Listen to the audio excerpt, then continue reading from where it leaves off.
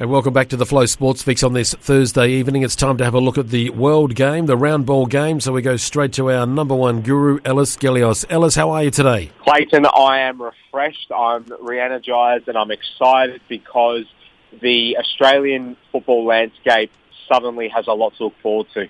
It certainly does. When you said energised, I thought, have you been having those Red Bull things again? And plenty of those. Yeah, I'm not surprised. Yes, there was great news this week when it was announced a new TV deal. Yes. Look, obviously there has been so much speculation about who was going to pick up the rights to the A-League. This has been going on and on and on. And we've been hearing from big personalities in the game for weeks now that it's imminently to be announced, but we would just hear that on a weekly basis, and no one knew what was going on. We had a report come out about 2 months ago that it was pretty much home and hosed to be on Stan Sport. That didn't end up eventuating. The facts are now that it will be Paramount Plus, who in tangent with Channel 10 will be covering the A-League for the next 5 years.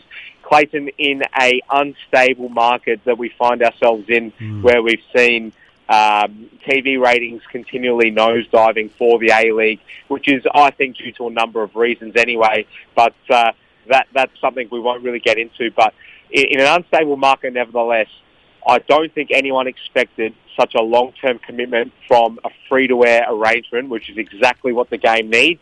The game needs to be accessible to everyone in Australia, because it's not a case of people not having an appetite to consume the A-League. It's a case of people not being aware of the A-League being on, because A, pay TV is dying, and B, there's just been no marketing drive in this complete holding pattern that the game's been in. Whilst we've had this watered-down Foxtel arrangement that we've been trying to see ourselves through, there's been no marketing commitment from any of the clubs because they don't have the money to spend, because they don't know what's happening with the TV deal going forward.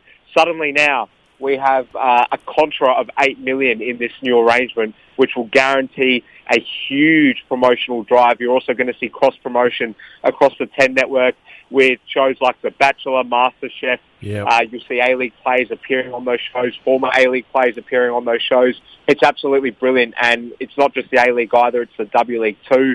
It's a fantastic arrangement. CBS, the holding company of Channel 10, have also bought a 2.5 stake in the APL, which is now the governing body of the A-League. That's the Australian Professional Leagues, which is effectively the 12 club owners controlling and governing the A-League.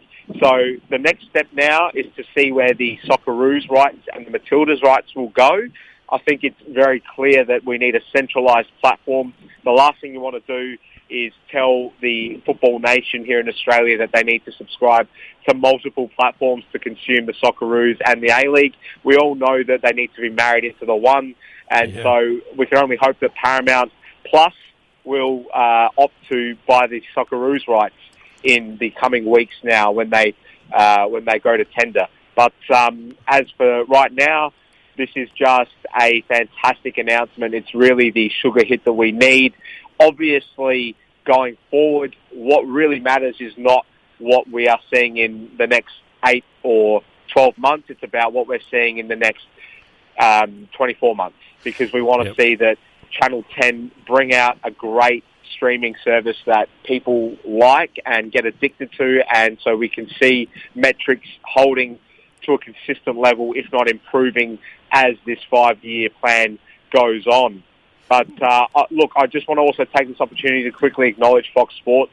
There's been a lot of Fox Sports bashing that's gone on because of, I guess, the watered-down coverage that we've been seeing. It's quite clear that they've lessened the budget for the A-League. We're seeing less camera angles, less magazine shows throughout the weeks. Effectively, no pre-game shows, no post-game shows. That has agitated a lot of fans, but do not forget the commitment that they've given over 15 great years of coverage. Do not forget also, Clayton, that a lot of people look at the product of Optus Sport and what they're producing when it comes to the Premier League. Bear in mind that they don't actually pay to produce the Premier League. They simply pay to have the rights to showing the Premier League, which is produced in England. Now, the difference between that arrangement and what happens here in Australia with the A-League is that whoever broadcasts the A-League has to pay to produce it. That's the big carrot. It takes a lot of energy. It's around-the-clock business, and it costs a lot of money. And Fox Sports, even though the last 2 years has been probably disappointing in terms of the product that they've given, have been absolutely a godsend to the league. So we do need to acknowledge how good Fox Sports have been for Australia and the game in this country. They certainly have. If it wasn't for them doing that, we wouldn't even probably be talking a lot about the A-League because we wouldn't have an A-League, Clayton. We wouldn't have it. No. Now we were going to quickly talk about some games, but before we do that, I've just had an alert pop up on my screen here, and it's from the A-League. They're saying that following today's announcement by the Victorian Government of the 7-day lockdown, APL Commissioner Greg O'Rourke has announced changes to the A-League fixtures. He says, Ellis, that tomorrow night's game between Western United FC and Melbourne Victory at Amy Park will proceed as scheduled without crowds as per the government direction. Saturday's fixture between Melbourne City FC and the Newcastle Jets has been postponed. An announcement into regards to Monday's match between Western United FC and Macarthur FC will be made in the next 48 hours. We will continue to monitor the situation based on government and health advice in relation to other matches. So just thought I'd update there. So you've got that. That's just popped up on my screen as we're speaking right now. So luckily the A-League is not in the position the AFL is in because only one of those three fixtures that you've just outlined has any repercussions. Melbourne City hosting Newcastle Jets. They've already won the league. Melbourne City, Newcastle Jets will finish in the bottom two. The game Friday night between Western United and Melbourne Victory is virtually a dead rubber. I think Western United still have a mathematical chance, but it's very, very unlikely due to the nature of how many teams are in the league. It's almost inevitable that they just won't finish in the finals. So it's only the Macarthur Western United game that has any repercussions because Macarthur are still alive and kicking in the league. So we'll see that rescheduled, I'm sure, imminently. But yeah, the A-League, having pretty much played out its season, probably doesn't have the headaches that the AFL would have at the moment. Exactly. Now, the other thing I needed to ask you about with the A-League is that something about a second division. So are you aware of this, and could we see an A-League second division? What's it all about? So the plans with a second division under the working title of being called the Championship are in the best sort of condition that they can be in, with all the logistics still pretty much to play out. I understand that the chairman is chomping at the bit to have the vital discussions he needs to have with James Johnson, who is the top dog at the Football Australia board at the moment. He's trying to schedule the meetings in to have the conversations. But really, Clayton, this whole concept is still quite a number of years away. I believe they're aiming for a 2023 kickoff. What this proposal is that you will have a national second division. Will it be completely professionalised?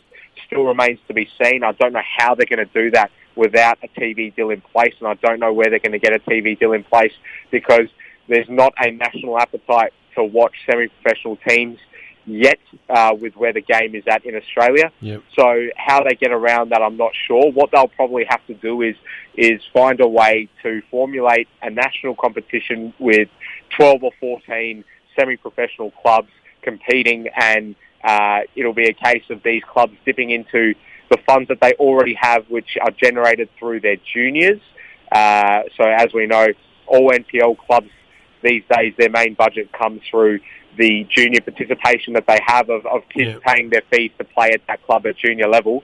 They'll have to dip into those fees and sponsorship money in order to fund travel, which will be the major barrier going forward. But the plan will be that within 5 or so years of having stability achieved in this competition, to then progress the football pyramid to a level where we can have promotion relegation across the A-League and a national second division, which will be exactly where the game needs to go. It's a closed shop, as we know, in the A-League, and that's actually a big reason why a lot of football fans in the country don't get around the A-League, because they don't see how it's fair that A-League clubs who finish bottom of the ladder are not punished season in, season out.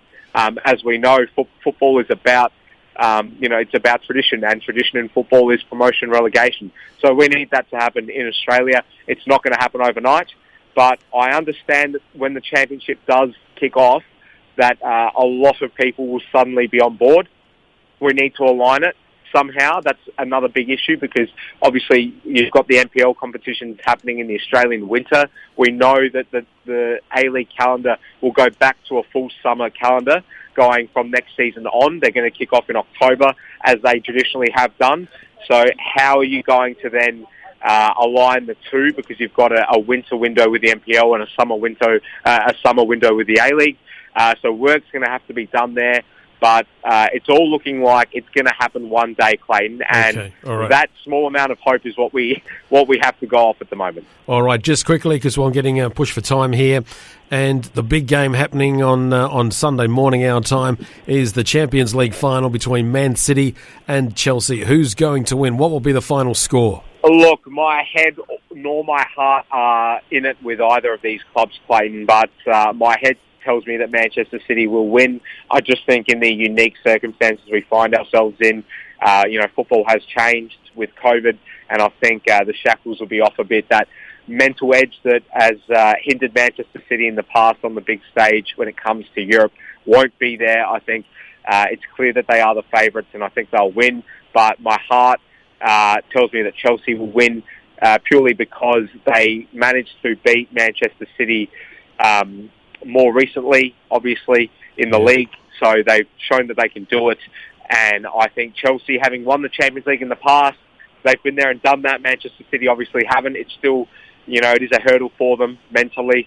But I just feel that they'll overcome that hurdle going into this game. And we will see the blue moon rise, unfortunately, in Manchester. But hopefully it doesn't. Chelsea 2-1. Yep. There you go. For me, it's Manchester City 2-0. Oh, okay. Well, we'll see which one of us is right and which one of us is wrong. And who's I hope you're the one that's right. Ellis, it's been fantastic chatting to you. Thank you for your updates regarding the A-League and the TV deal and your incorrect tip with the Champions League. We'll discuss that later. Thank you so much. You have a great time enjoying the World Game, and we'll catch up again soon on the Sports Fix. Always love a chin wag with you, Clayton. All the best.